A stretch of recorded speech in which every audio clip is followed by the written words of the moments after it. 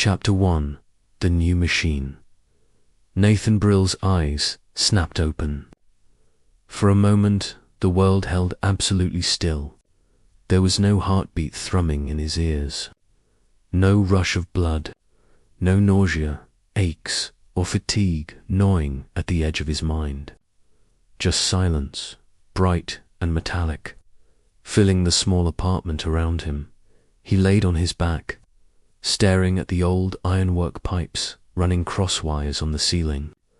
The city beyond the slim window was still dark, but light was beginning to filter through, refracted by the perpetual drizzle that never quite seemed to leave Brighton these days. Nathan sat up. The motion was smooth, fluid. No creak of joints, no tightness in his spine. Only the faint impression of movement, as if the air itself resisted. He swung his legs over the edge of the bed.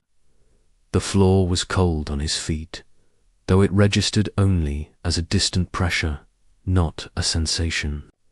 He flexed his toes. The skin looked normal enough, but the blue traceries underneath gave an odd illusion, like looking through tinted glass at a memory of himself. He padded over to the bathroom, flicking on the lights with a gesture.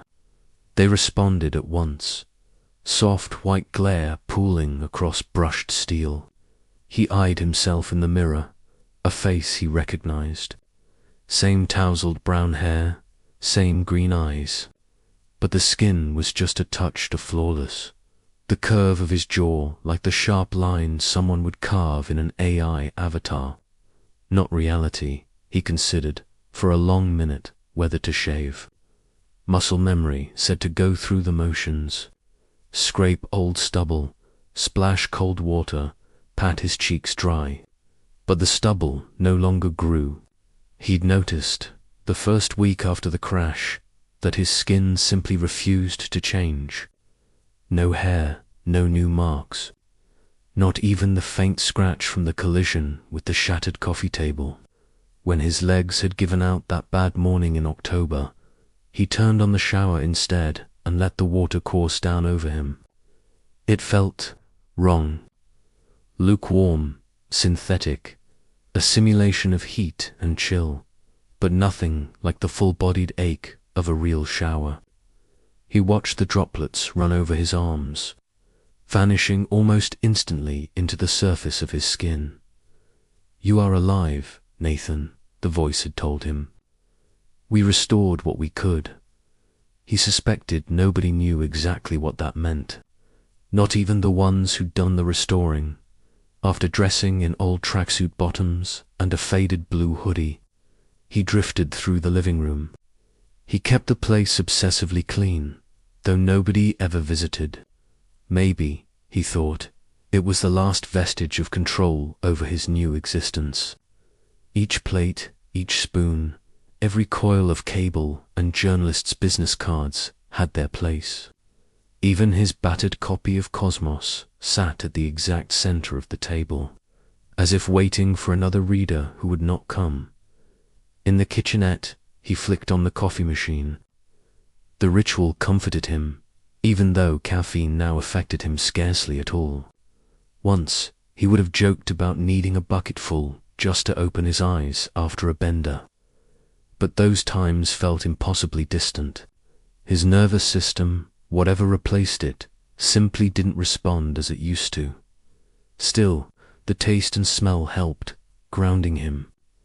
As the machine whirred, his gaze settled on the framed photo above the countertop. Him, his sister Becca, their parents, smiling on the Brighton pier.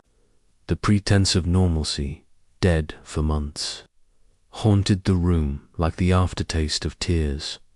The silence was broken by a sudden, mechanical chime, a new ringtone he'd never chosen. The intercom on the wall flickered, casting a blue glow across the textured glass beside the door.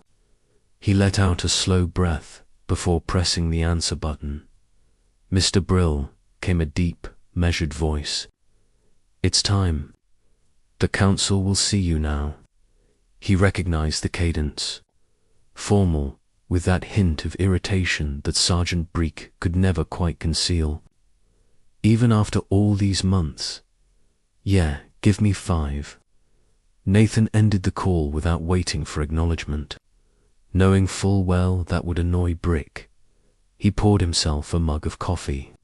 Black, still steaming, but already losing its magic. He found his battered trainers, laced them tight, and glanced one last time around the apartment. Everything in its place, just in case he wouldn't see it again. There was always that possibility now. The hallway outside was empty, but he could sense movement down the staircase. A pair of men in black utility uniforms, probably military, stationed there to keep the entrance under surveillance. They rarely spoke to him, or anyone else, but Nathan knew their routines. Some days, he even tried to wave, just to see who would break first. Outside, rain drizzled in half-hearted streaks across a city struggling to remake itself. Newsalo displays flickered on corners, updates about reconstruction, warnings about alien biodebris, and occasional grainy footage from distant battlefields. Most passers-by ignored Nathan, but every so often he caught a lingering, suspicious gaze. A matte black vehicle waited at the curb, government plates glinting on the license. Nathan shrugged his hoodie tighter, jammed his hands in his pockets, and crossed the empty street. The door unlatched itself smoothly, opening into tension and cold leather. Sergeant Breek, severe and stocky in a dark suit, scowled at a tablet screen. His eyes flicked up, sizing Nathan in a heartbeat. The door slid closed. The driver, invisible behind tinted glass, pulled away with an eerie calm. Breek broke the silence first. You realize you're responsible for them now, right? Nathan didn't bother pretending ignorance. You mean the aliens, or the others like me? Breek snorted. Both. The public wants answers. The council wants compliance. The program wants order. You picked up this role when you woke up in that damn spaceship. I didn't exactly volunteer, Nathan said, keeping his tone neutral. Neither did anyone. You're one of the lucky few who got patched up. Most didn't. Nathan looked out the window. The city blurred past. Burnt-out shops, half-rebuilt facades, glimpses of armored patrols. Some streets glimmered with new structures, steel and polyglass, almost organic, curving in ways ordinary construction never matched. Desap tech, he thought. Everywhere, the evidence of the bargain humanity was making. Blind or not, I just want to be left alone. Nathan murmured. Breck stared at him for a moment, then returned his attention to the screen. After today's session, maybe you'll get your wish. That didn't sound likely. The car rolled to a stop in front of a government complex. A sprawling edifice of white marble and glass, with neoclassical columns rising skyward and precisely trimmed evergreens flanking the steps. The kind of place meant to project unimpeachable authority, Nathan thought. He smirked to himself. The sight reminded him of a museum, or one of the old-world temples he'd seen in history texts. Who do they think they are? The bloody Pope, he muttered. Just keep it civil, Brick said, voice tight. They walked up the stairs, Nathan flanked by 2 stone-faced guards, their Spec Ops gear bristling with sensors and subdermal weapon ports. Hardware that, 6 months ago, would have belonged in science fiction. Another gift from the DSAP, no doubt, past the polished vestibule and into a broad lobby. He was led, not toward the Grand Council chamber, but to a side corridor. There, a utilitarian lift awaited. A blocky elevator lined with security scanners and keypad locks. On the ride down, Nathan stifled a yawn. busy thinking of the proper balance between deference and defiance. The lift halted with a jolt. The doors hissed open into a brightly lit hallway, floors gleaming and sterile. Another set of guards was waiting, scanning badges, murmuring into unseen microphones. Nathan handed over his ID and endured the usual splay of ultraviolet and thermal screening. The inner doors parted with a whisper of conditioned air, revealing a large, windowless room dominated by a half-circle of faces. The council. Behind them, a broad screen displayed a shifting array of city maps, news feeds, and biometric reports. Nathan took his place in the center of the ring, trying not to fidget.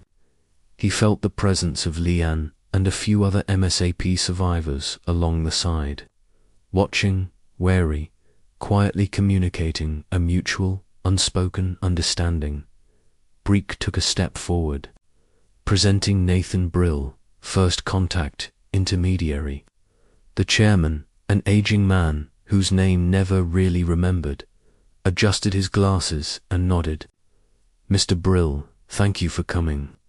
Nathan gave the barest tilt of his head. "Not like I had a choice." A ripple of polite amusement ran through the council. Forced, brittle. The DSAP observers at the rear of the room, 3 tall, faceless figures encased in semi-transparent shrouds, remained perfectly still, perhaps communicating in ways no one here could perceive. "Let's begin," the chairman said. Nathan steeled himself. Behind his composure, he felt the ancient voice humming inside the core of his new nerves, patient, and always watching. He was ready.